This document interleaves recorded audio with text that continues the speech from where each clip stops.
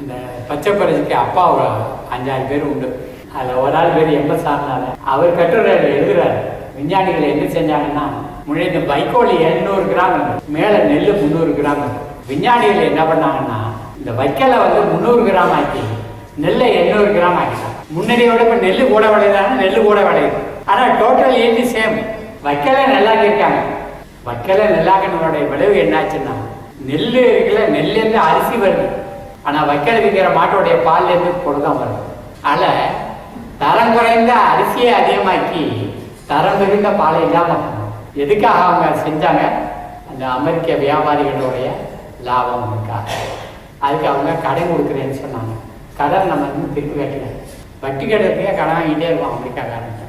அதெல்லாம் பார்க்கும்போது தான் மறுபடியும் அந்த இயற்கை நோக்கி போகணும் அப்படின்னு வரும்.